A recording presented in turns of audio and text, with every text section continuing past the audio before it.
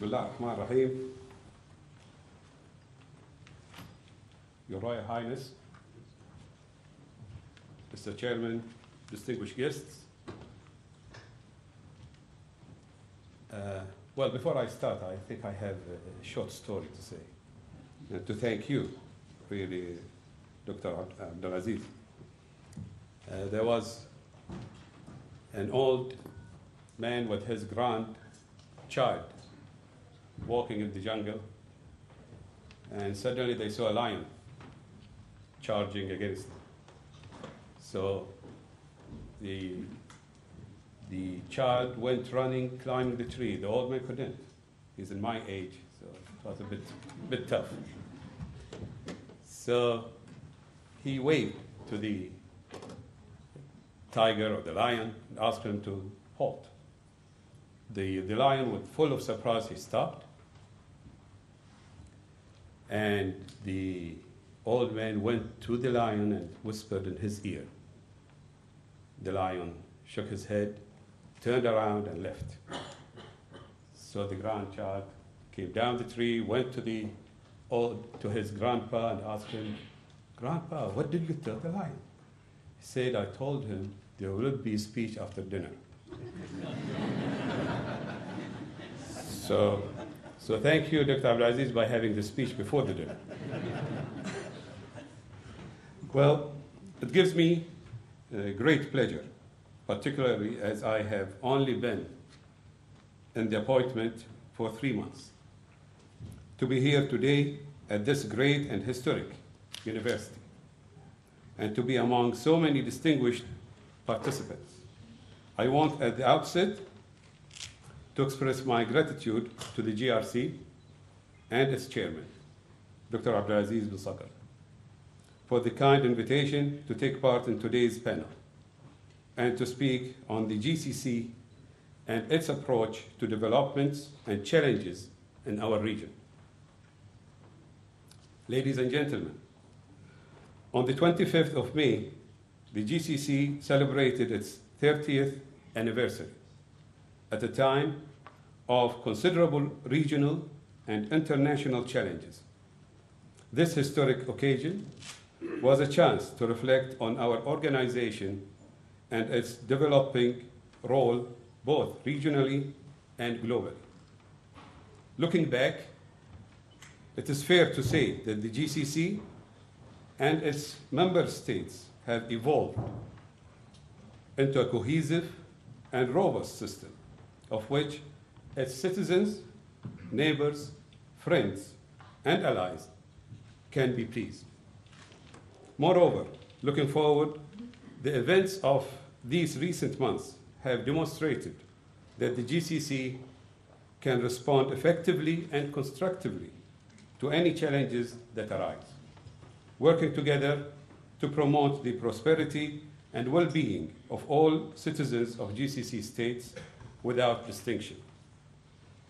In my view, the GCC's development over the past 30 years is based on 3 pillars that continue to guide us going forward: security, prosperity, and resilience.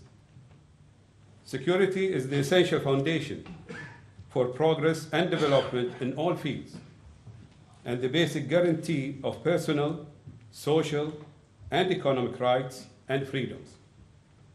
Here, a secure environment at the individual, national, and regional levels includes safety from internal and external threats, as well as preparedness for and effective response to both natural and man-made disasters.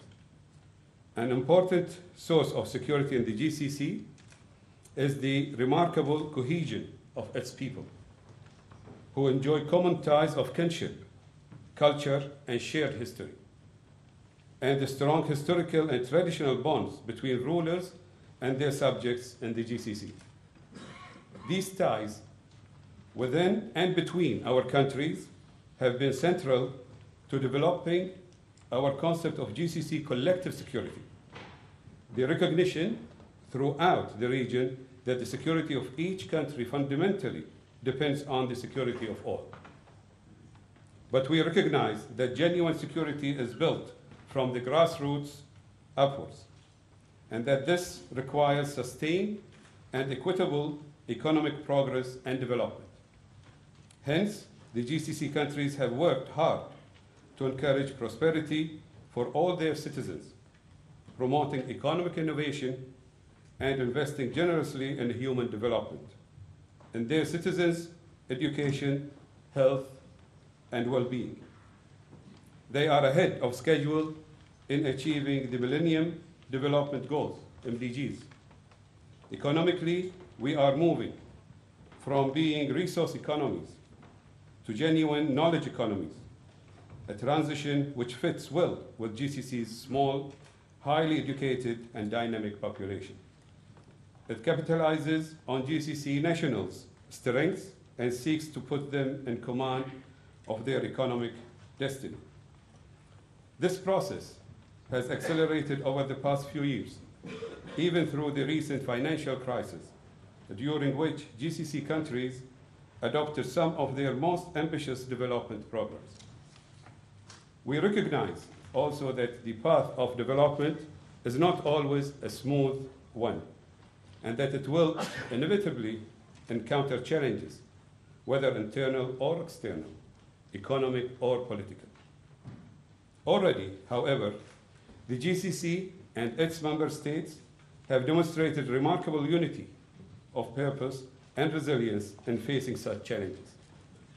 Indeed, the desire for greater resilience and the ability to bounce back from adversity has been a key driver of collective security, and is based on the recognition that strong and effective cooperation between the GCC countries provides both individual and collective strategic and economic depth.